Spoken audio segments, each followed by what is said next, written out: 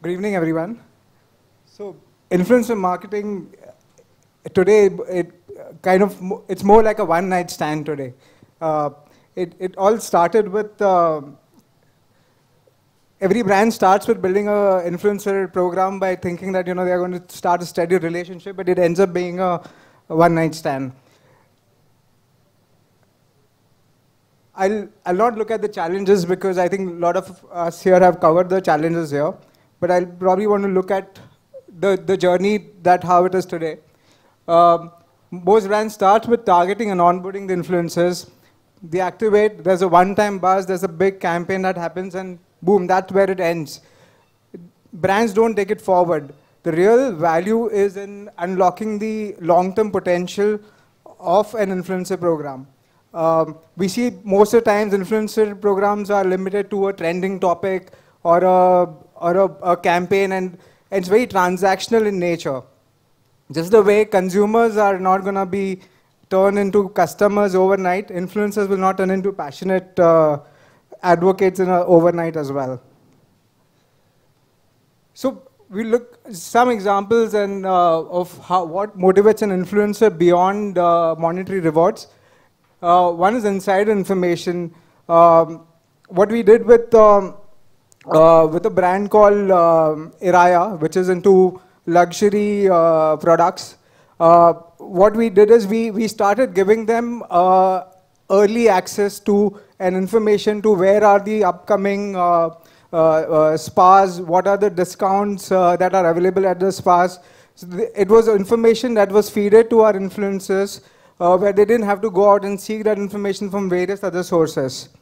Talkable experiences.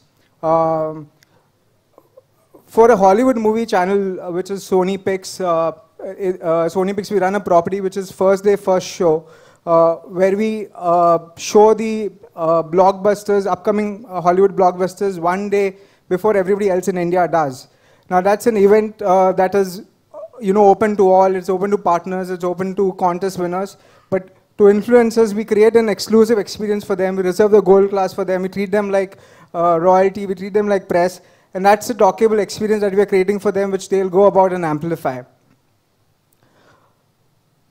Content creation. Influencers thrive on content creation. Influencers want exciting content to be created so that their following grows, their authority grows. And if brands invest actively in helping them create that content, they are going to love you back, and that's going to start an exciting relationship with them.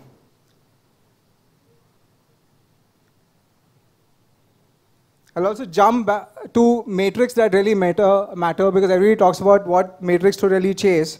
At Tonic, for any influencer program, we look at two kinds of metrics. One is affinity score, where we start looking at influencers at every stage, the way they're interacting with us. Right from an invitation that we send out to them, and event access that we give them, how are they responding, and then we start giving every action that they do a score. That helps us to filter out at the end of the year or at the end of 6 months, who are our most valuable influencers. Most of the times, identification of influencers is influenced by the kind of reach that they have.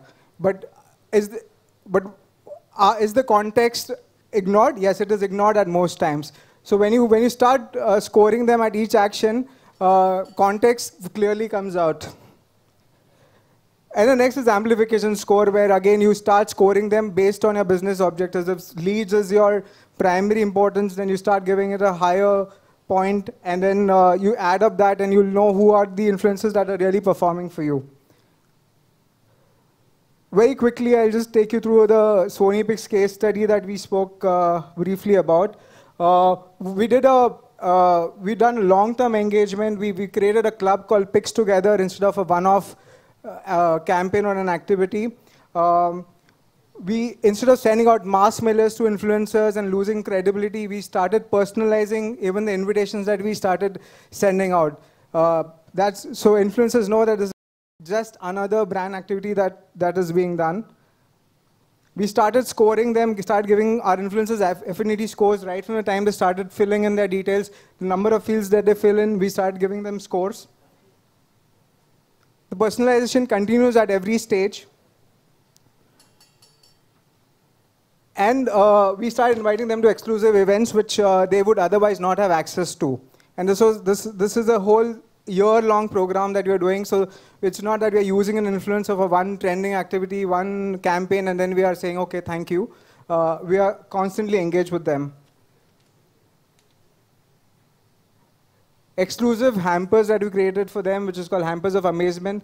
Now what happens is when you start keeping on engaging with influencers on an ongoing basis, they'll open up their network for you.